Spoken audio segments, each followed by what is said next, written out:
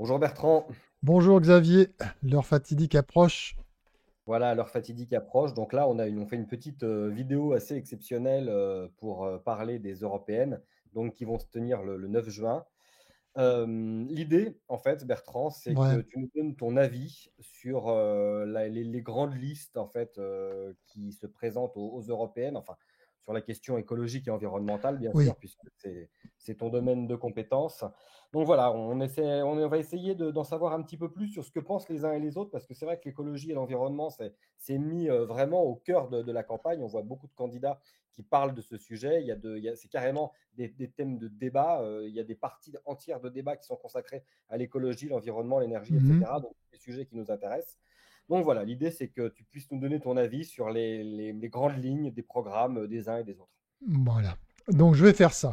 Et puis donc, bon évidemment, sans surprise, il va y avoir vraiment un clivage gauche-droite très important sur les européennes par rapport au sujet de l'écologie, ça on en avait déjà parlé, et notamment par rapport au pacte vert. Alors en général, dans les programmes des partis, bon, c'est pas toujours génial de lire des programmes, tu sais, il y a souvent des listes à la Prévert un peu pénibles. Mais bon, on arrive à trouver quelque chose, enfin, quelques éléments de comparaison. Et donc, j'étais en train de dire qu'il y avait ce pacte vert qui était au cœur du sujet. Et on trouve en général sur le thème écologique, il y a trois thèmes qui ressortent assez fortement. C'est l'énergie, premièrement. Deuxièmement, l'agriculture. Et troisièmement, c'est plutôt l'écologie, tout le reste, quoi. Mais il y a vraiment à chaque fois, souvent, ces trois thèmes qui ne sont pas forcément rangés dans le programme des partis, dans la partie écologie, justement. Mais il y a toujours ces trois thèmes. Et donc, on va commencer, si tu veux bien, par la gauche, parce que ça, c'est.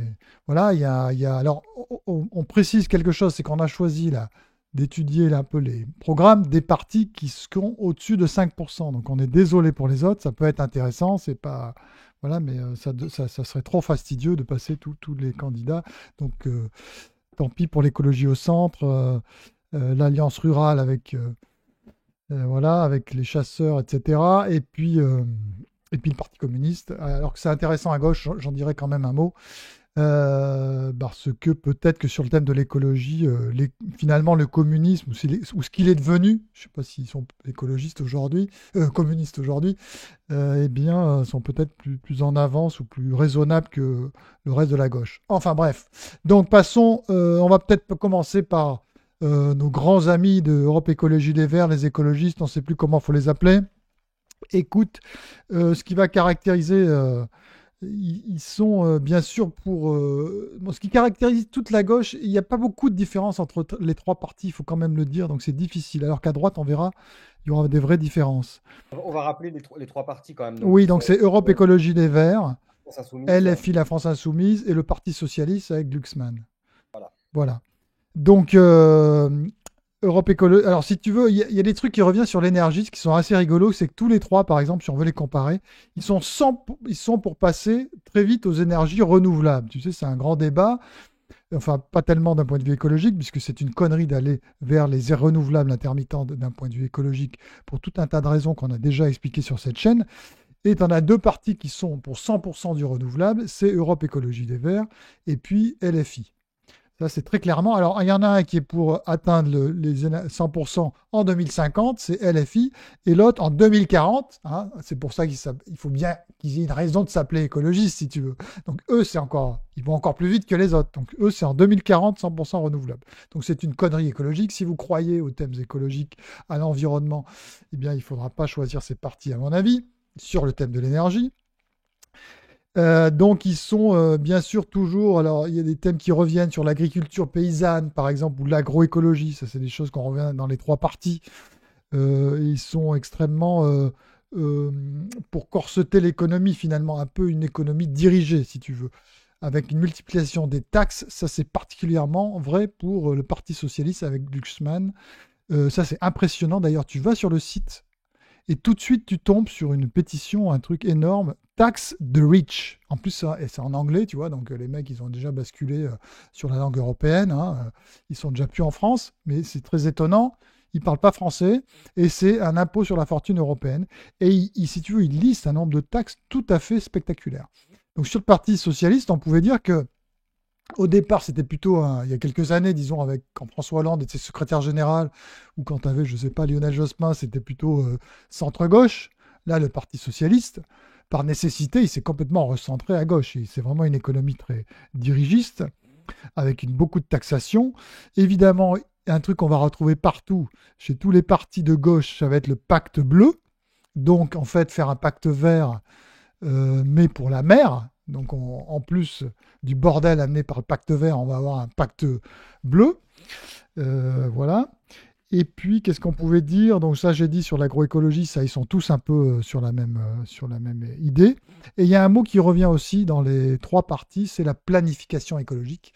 Ah, ça, bon, bah, écoute, la planification, c'est un moyen intéressant dans certains domaines. On pense à l'énergie, puisque c'est des politiques de long terme.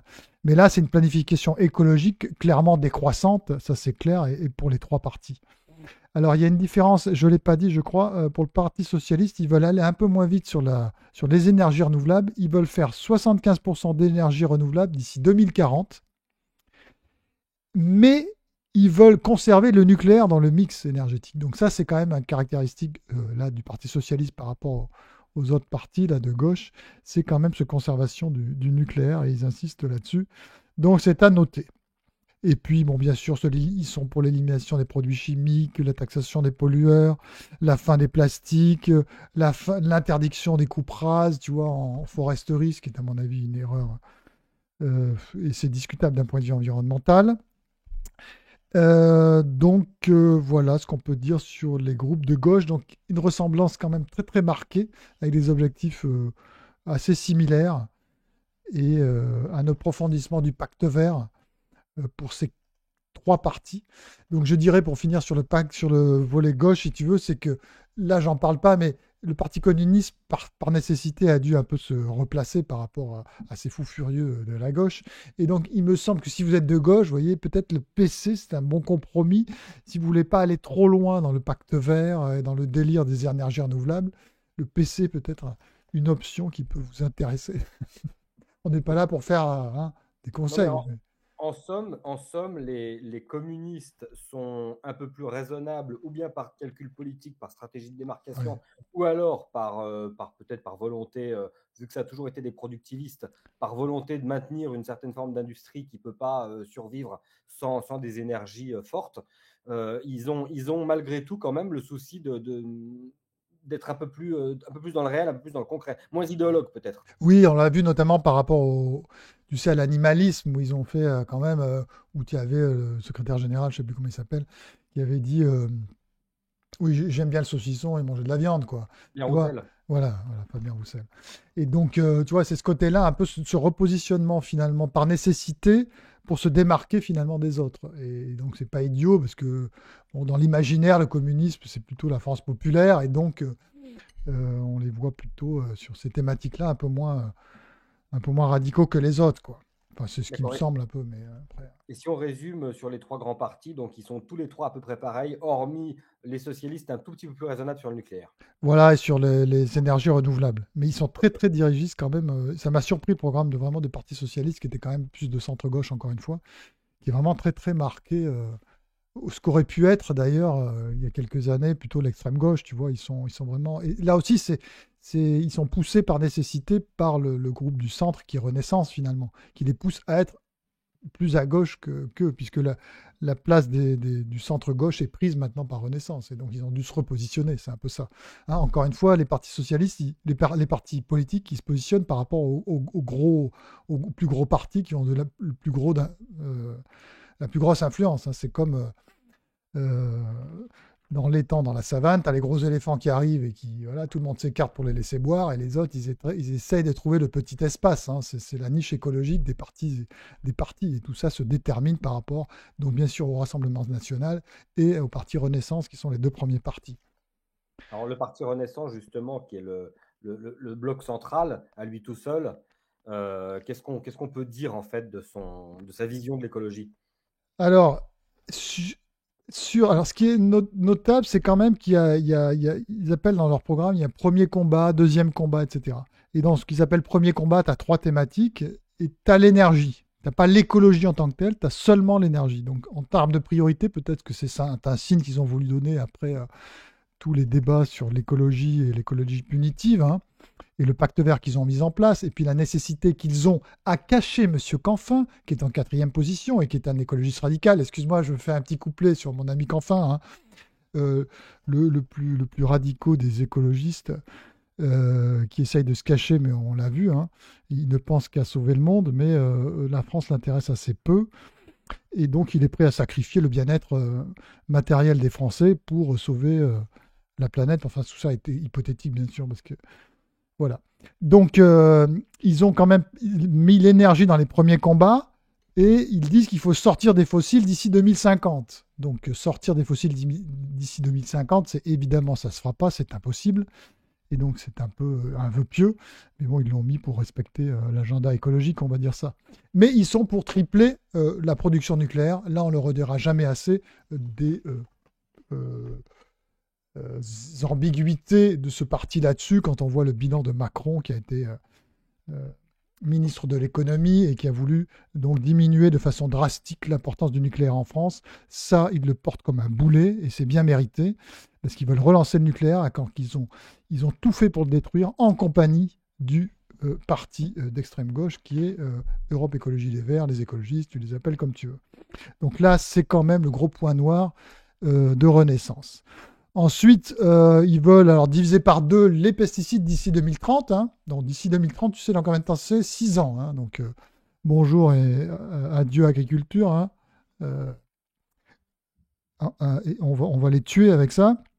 Il faut diminuer les pesticides, mais y aller de façon progressive et sans objectifs délirants comme ça, qu'adore l'Europe, hein.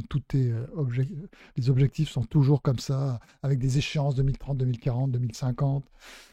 Voilà. Ils sont aussi, avec la gauche, pour un pacte bleu. Donc ça, c'est ce qui les rapproche, encore une fois. Hein, c'est des grands artisans du pacte vert, et c'est là l'ambiguïté. Mais voilà, ils veulent approfondir avec le pacte bleu. Donc ça les met dans le camp socialiste, dans le camp de la gauche. Alors, ils ont cette petite originalité, on en avait parlé sur cette chaîne, c'est qu'ils sont pour l'adaptation au choc climatique. Donc, pas seulement la lutte et l'arrêt des énergies fossiles, mais l'adaptation, on en avait parlé, évidemment, il n'y a que ça à faire. On s'adapte aux nouvelles données de l'environnement, rassurez-vous, et on va pouvoir s'adapter sans problème. Et puis ensuite, bon, ils reprennent des choses qui sont toujours le bien-être animal, il y a toujours un couplet en général dans les programmes. Et puis, des choses assez anecdotiques, je dirais, d'un point de vue agricole. Ils veulent quand même simplifier la PAC. Je ne l'ai pas dit, mais je crois que c'est le Parti socialiste aussi qui veut simplifier la PAC. Ah non, non, j'ai tort. Bon, en tout cas, eux, ils veulent simplifier la PAC, ce qui est une bonne chose, on peut dire. Ça vient après la crise agricole. Favoriser les achats locaux, ça ne mange pas de pain, un peu de localisme, hein, même si ça ne marchera jamais. Et puis un égalime européen. Donc pourquoi pas, mais il faudra déjà qu'il fonctionne en France, et ce n'est pas le cas aujourd'hui. Égalime, c'est pour que les agriculteurs aient un revenu suffisant par rapport aux autres acteurs d'une filière qui va jusqu'à la consommation. Voilà ce qu'on peut dire sur Renaissance. Donc, si tu veux, c'est quand même un parti qui cache son extrémisme écologique, encore une fois. C'est Donc un ça, parti qu'on pourrait presque classer dans le bloc de gauche sur la question de l'écologie, avec un ouais, petit vernis du en même temps pour paraître raisonnable et pas effrayer le centre droit. voilà. Et surtout qu'il y a eu un petit changement du président Macron, on l'a vu, on a fait une analyse de son discours sur l'Europe, hein, où je rappelle, il disait, attention, on veut tout faire tenir ensemble, en gros l'écologie et l'économie. Et a-t-il dit, ce n'est plus possible, ce n'est plus tenable. C'est très clair dans le discours de Macron. Donc c'est vrai qu'il y a un petit changement, mais on ne répétera jamais assez que la présence de Pascal Canfin est une grande tâche et qu'on ne peut pas faire confiance à ce parti alors qu'ils ont mis en quatrième position cet individu, quoi. D'accord, très bien. Et bien donc, on va en toute logique maintenant terminer par ce qu'on peut qualifier de bloc de droite, donc qui comprend les Républicains de François-Xavier Bellamy, le Rassemblement national de Jordan Bardella et Reconquête de Marion Maréchal. Alors voilà, à savoir si Reconquête fera plus ou moins de 5%, ça c'est aussi pareil, un peu comme les communistes, un aléa de l'élection, mais on va quand même les prendre en compte puisque malgré tout, leur voix pèse dans le débat public à droite.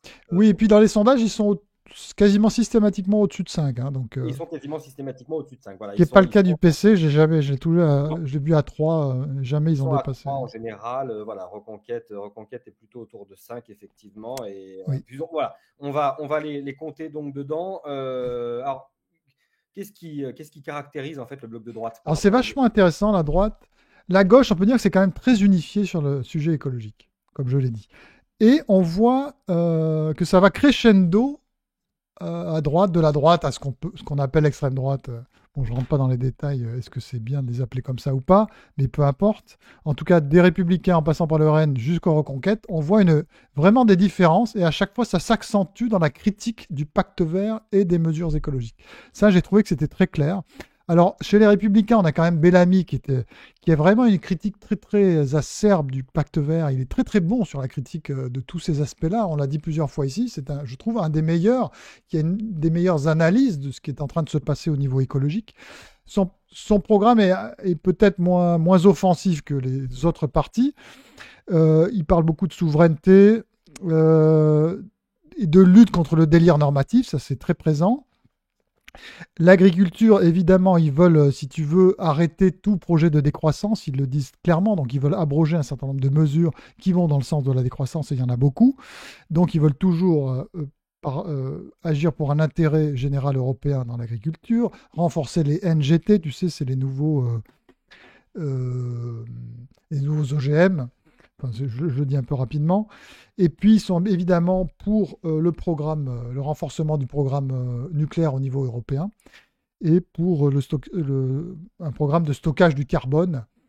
Donc voilà, globalement, très très critique sur l'aspect norme et ce qu'on a vu dans le cadre de la révolte des agriculteurs, qui va dans la ligne Bellamy, mais qui n'est pas non plus hyper offensif. En tout cas, par rapport au Rassemblement national et à Reconquête, j'ai trouvé que c'était moins offensif, parce que si tu passes au RN, donc il y a une régulation du libre-échange. Alors ça, par contre, je l'ai noté là pour le RN, mais ça, c'est un truc qui existe quasiment chez tous les partis politiques. D'ailleurs, c'est assez marrant, Xavier, qu'il n'y ait pas de parti vraiment libéral en France. Ça, Mm. c'est assez fascinant. Et tous les partis, vraiment, ils sont pour une régulation du libre-échange, notamment, bon, c'est lié aussi à la crise agricole qui était assez récente, hein, et tous les débats qu'il y a eu par rapport à ça. Et peut-être la naïveté de l'Union européenne dans les questions économiques. On peut comprendre que ça vienne sur la table, mais c'est vrai que c'est assez marquant de voir l'absence totale de parti libéral.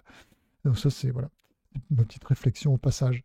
Donc, régulation du libre-échange au RN. Et bien sûr, alors, très offensif sur le pacte vert. Il se déclare vraiment contre le pacte vert. Je ne l'ai pas vu comme ça chez les Républicains, mais j'ai peut-être lu trop vite, hein.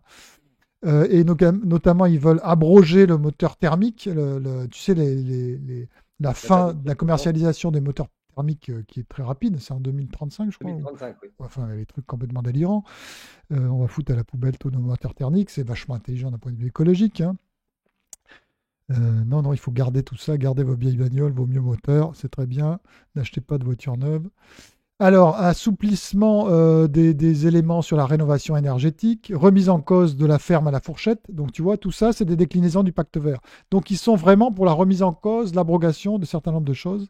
Est-ce qu'on peut juste réexpliquer ce que c'est que la ferme à la fourchette? Parce que c'est vrai que tout le monde en parle dans les débats, mais Ouais. très peu de gens l'expliquent vraiment concrètement. Bon, si tu veux, c'est la déclinaison du pacte vert au niveau de l'agriculture, et donc qui est très marquée par des mesures anti-CO2 et donc anti-élevage, par exemple.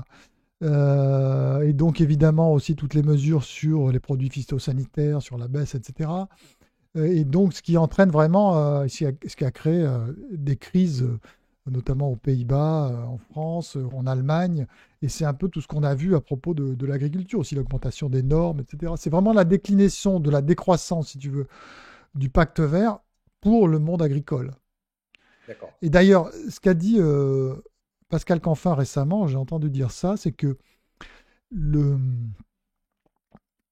suite à la révolte des agriculteurs, le pacte vert, en gros, avait continué sa marche dans les autres domaines que l'agriculture, mais dans l'agriculture, justement, il y avait pas mal de normes, de lois qui étaient en instance, qui ne sont pas passées à cause de la crise agricole.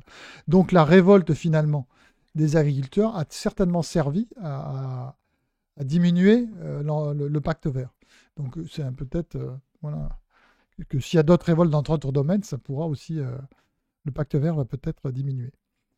Donc voilà un peu sur le RN, et donc vraiment assez offensif contre le pacte vert, et voilà. Et alors ce que j'ai trouvé maintenant à Reconquête, c'est là où je dis qu'on va crescendo, c'est que plus tu vas à droite, enfin, et en tout cas plus chez Reconquête, ils sont hyper offensifs sur vraiment l'abrogation de tout un tas de trucs. Tu vois, ils envoient tout balader. Donc tu as une lutte contre la bureaucratie comme objectif général. Ils veulent libérer l'économie. Alors c'est peut-être les plus libéraux peut-être, et refuser la décroissance agricole et énergétique. Euh, et puis, ils accusent aussi une certaine partie du libre-échange. Et puis, alors, c'est là où ils veulent abroger vraiment tous les éléments du pacte vert. Ils veulent supprimer le soutien aux éoliens. Il y a vraiment beaucoup, beaucoup d'éléments de suppression et d'arrêt des politiques. Je veux dire, sans discussion, ça suffit, on arrête le délire, on arrête tout, quoi. Ils sont pour la souveraineté alimentaire, la suppression par exemple de l'éco-conditionnalité en agriculture, qui est un truc qui existe depuis 15 ans, peut-être 20 ans même. Si tu reçois des aides agricoles à l'hectare, ça va être conditionné à des mesures environnementales. Et là, ils sont plus pour le volontariat, je crois que c'est la base, ou en tout cas l'incitation, plus que sur une éco-conditionnalité telle qu'on la connaît aujourd'hui. Et ça dans le cinéma aussi. Comment? Il y a ça dans le cinéma aussi, Ah oui. Ah oui, l'éco-conditionnalité. oui, maintenant ils veulent mettre ça partout, de toute façon, Mm. l'éco-conditionnalité, ce qui fait que tu pourras bientôt plus rien faire parce que ça va devenir tellement cher que voilà. Et puis alors il y a des trucs aussi assez marquants qui sont la réforme de la directive Habitat et Oiseaux. Alors ça dit peut-être pas rien aux gens, mais c'est des directives qui datent, une de 92, celle de la directive Habitat, et l'autre la directive Oiseaux de 71, je crois.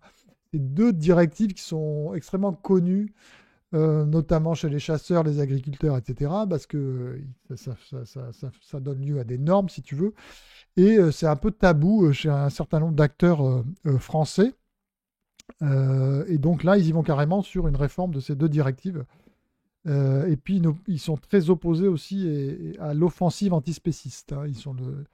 Et donc vraiment, ils sont très très offensifs. Et donc il y a un vrai, je trouve on va crescendo avec ces partis politiques jusqu'à Renaissance.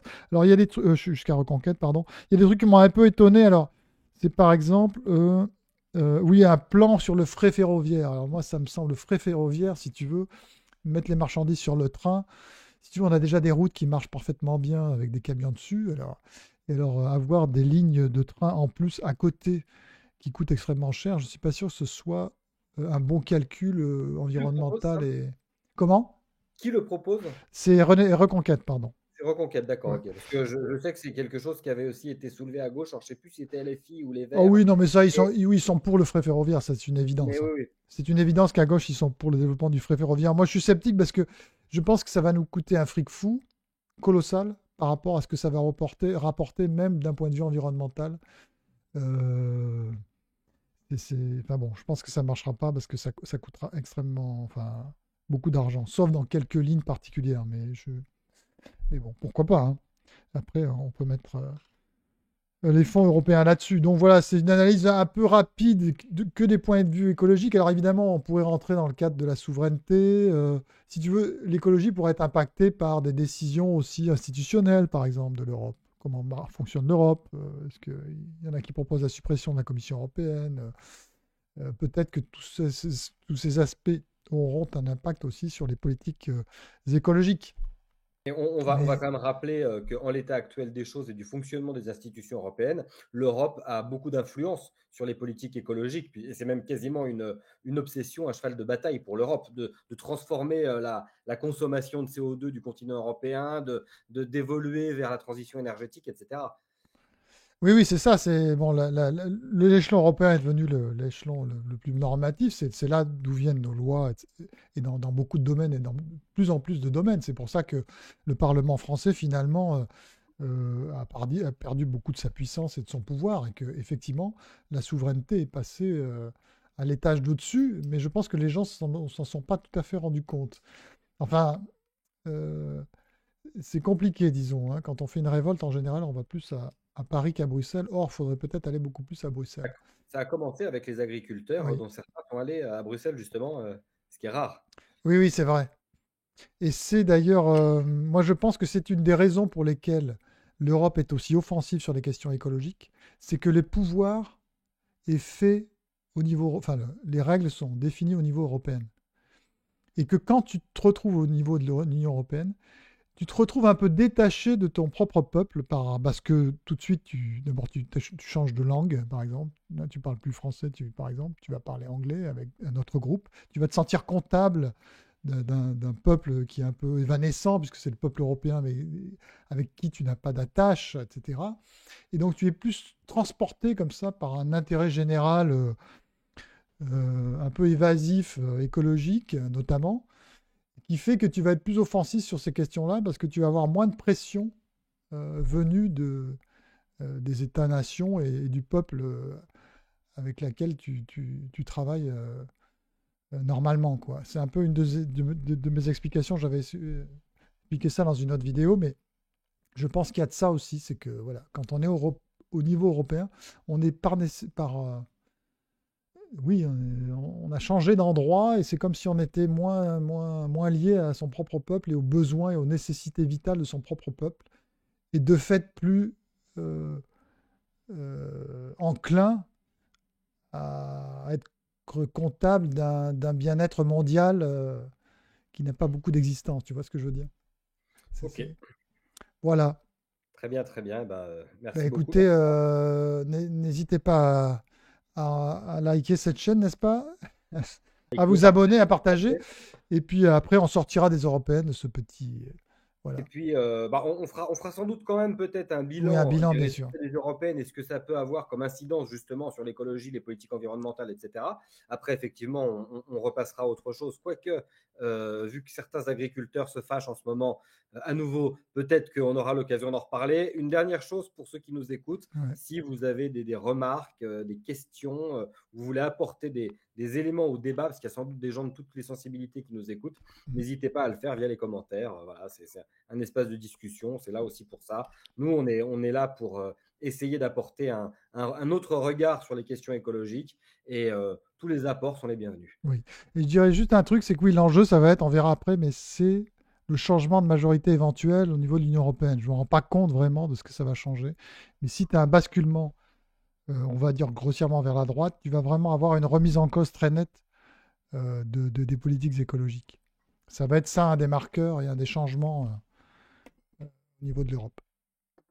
Merci beaucoup, Bertrand. De rien, à bientôt.